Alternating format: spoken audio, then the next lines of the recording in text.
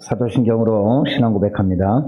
전능하사 천지를 만드신 하나님 아버지를 내가 믿사오며 그 외아들 우리 주 예수 그리스도를 믿사오니 이는 성령으로 잉태하사 동정녀 마리아에게 나시고 본디오 빌라도에게 고난을 받으사 십자가에 못 박혀 죽으시고 장사한 지 사흘 만에 죽은 자 가운데서 다시 살아나시며 하늘에 오르사 전능하신 하나님 우편에 앉아 계시다가 저리로서 산자와 죽은 자를 심판하러 오시리라. 성령을 믿사오며 거룩한 공회와 성도가 서로 교통하는 것과 죄를 사하여 주시는 것과 몸이 다시 사는 것과 영원히 사는 것을 믿사옵나이다. 아멘. 찬송가 218장 찬송하겠습니다.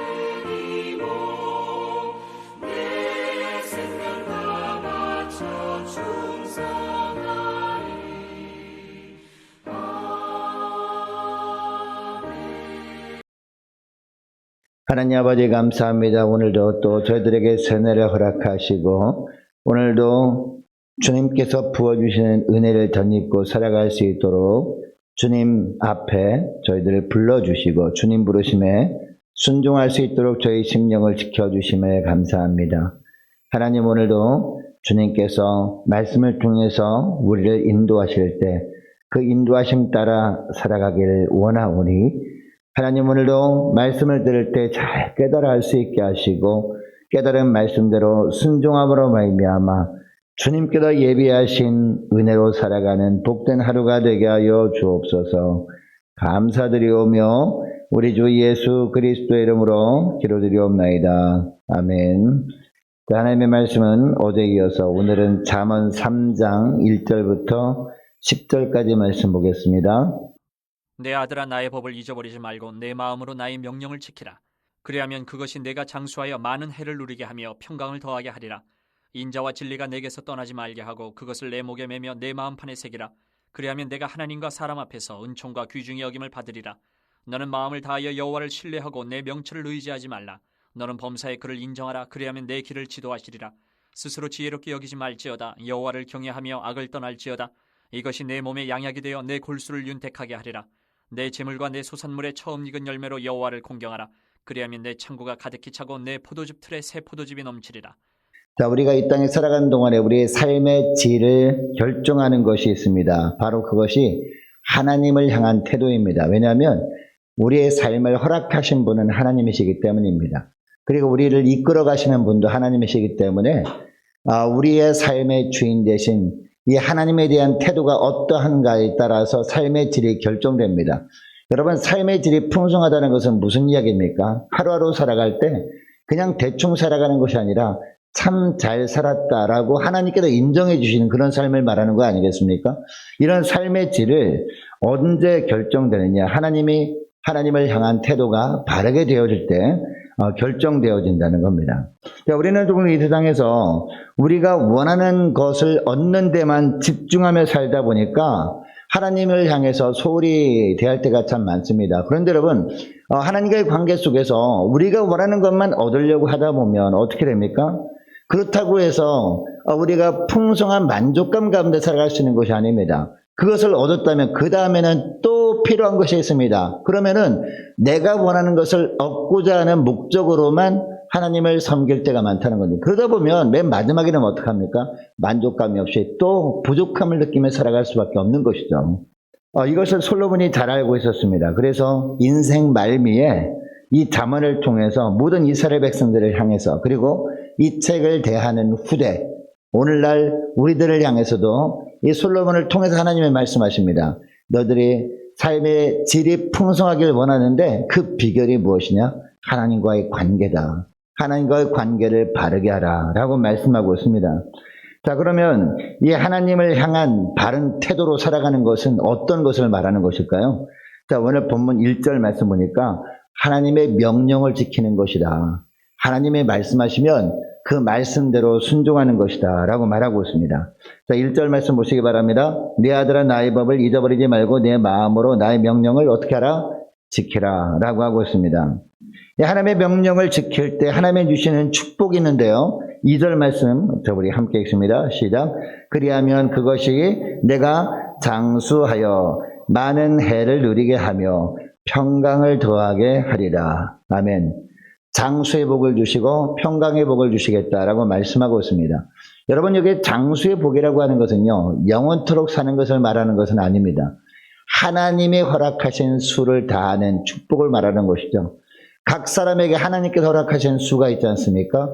중간에 어떤 사고당해서 죽는 것이 아니라, 어떤 병에 걸려 죽는 것이 아니라 하나님의 허락하신 수를 다하는 것. 그리고 또 하나 중요한 게 뭡니까? 하나님의 수를 다하며 오래 산다 할지라도 중간에 병 걸려서 시름시름 앓긴 하고 그럼 얼마나 힘들겠습니까? 그런 것이 없이 하나님이 주시는 평강 가운데 살아가는 거예요. 날마다 걱정, 근심, 염려 없이 날마다 하나님 한 분만으로 감사하며 만족하며 살아가는 삶이 바로 이 평강의 삶을 말하는 거거든요.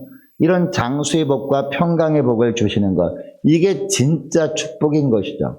이런 축복을 주시겠다는 거죠. 우리가 어떻게 하기만 하면, 하나님의 명령이라 하면 그 명령을 지키는 삶을 살아갈 때 이런 축복을 주신다라고 하고 있습니다. 아무쪼록 어떤 환경에서든지 무엇보다도 하나님께서 말씀하시면 그 말씀대로 온전히 순종함으로 말미암아 하나님이 주시는 이 장수의 복 그리고 평강의 복을 풍성히 누리며 살아갈 수 있기를 원합니다. 자, 그러면 하나님의 명령에 늘 순종하며 살 수 있는 비결이 있습니다. 그 비결이 뭘까요? 바로 하나님의 말씀으로 늘 풍성하게 살아가는 겁니다. 하나님의 말씀으로 충만하게 채워진 가운데 살아가는 거예요. 여러분, 우리가 행동할 때요, 우리 마음속에 있는 생각이 행동으로 바뀌게 되는 거거든요. 우리 마음에 하나님의 말씀으로 가득 채우게 되면 우리가 자연스럽게 그 하나님의 말씀에 순종하게 되어 있죠. 우리 말씀에, 우리 심령에 하나님의 말씀이 없어요. 그러면은 우리가 순종하고 싶어도 우리 마음에 말씀이 충만하게 채워지지 않았기 때문에 자연스럽게 순종의 삶을 살 수 없게 되는 것이죠. 그러니까 우리 마음속에 뭐로 채워야 돼요? 하나님의 말씀으로 가득 채우는 것이 중요하다는 것입니다. 그래서 온 인격과 온 삶에 이 말씀을 통해서 하나님의 지혜가 나타나도록 하라. 바로 그런 말씀을 하고 있습니다. 이렇게 하면 이 하나님과 사람 앞에도 어떻게 한다? 은총을 더욱더 받게 하겠다. 4절 말씀 보시기 바랍니다. 4절 보면 그리하면 내가 하나님과 사람 앞에서 은총과 귀중 여김을 받으리라 라고 말씀하고 있습니다. 자, 그러면 우리 심령 가운데 하나님의 말씀으로 충만하게 채우는 비결도 말씀해 주세요. 우리 마음속에 하나님의 말씀으로 가득 채우기를 원하는데 그 방법을 모를까 봐 우리 주님께서 방법도 말씀하고 있는데, 자, 3절 말씀이거든요. 3절 말씀 보니까 인자와 진리가 예, 여러분 인자와 진리가 뭡니까? 바로 하나님의 말씀이거든요. 인자와 진리가 내게서 떠나지 말게 하고 그 다음에 보세요. 그것을부터 우리 같이 읽겠습니다. 시작. 그것을 내 목에 매며 내 마음판에 새기라. 아멘. 이 목에 매며라는 것은 무슨 이야기입니까?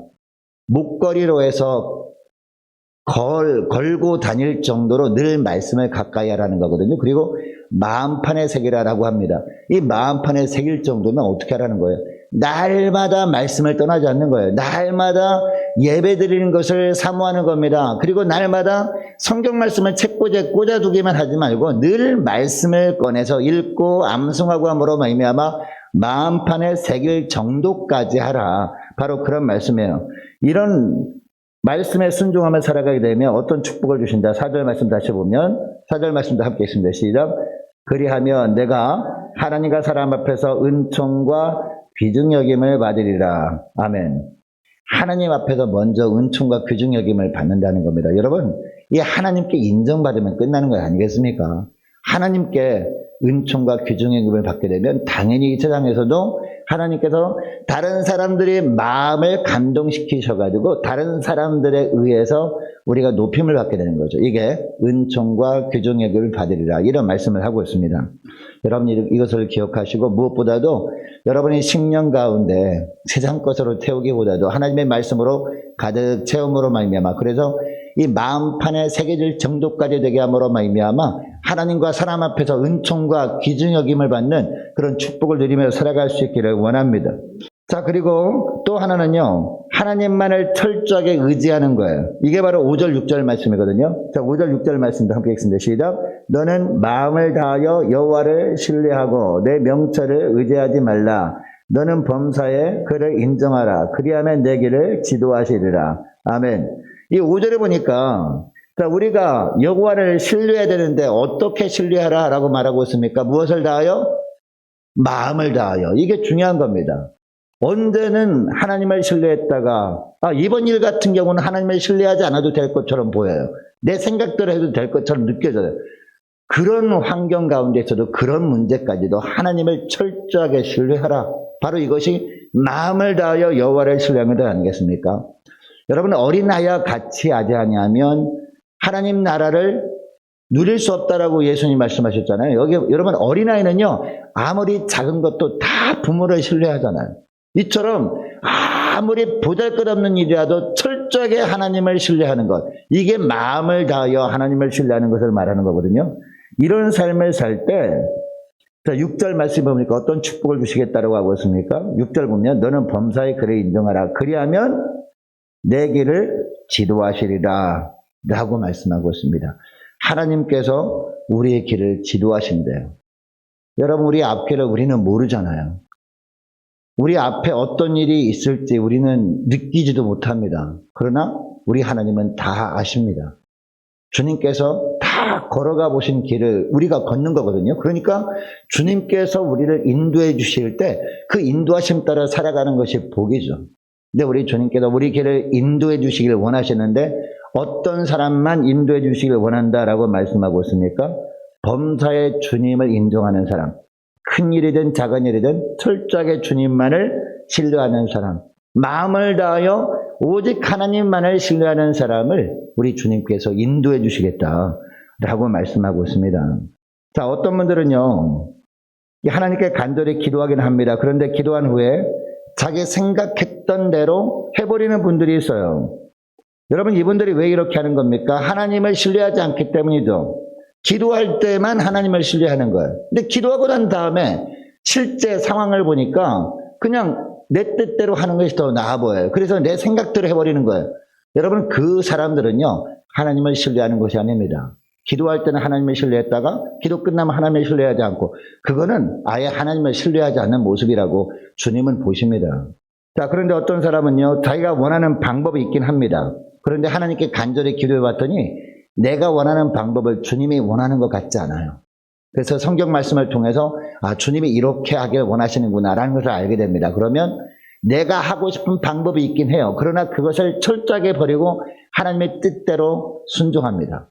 이런 사람이 하나님을 온전히 마음을 다해 신뢰하는 사람이거든요. 이런 사람에게 하나님께서 그 길을 지도하신다는 거예요. 그렇게 하지 않고 어떤 때는 하나님을 신뢰했다가 이런 일은 내 생각을 의지했다가 그런 사람은 하나님께서 내버려 두신다는 거예요. 그렇게 한번 살아봐라 라고 내버려 두신다는 거예요.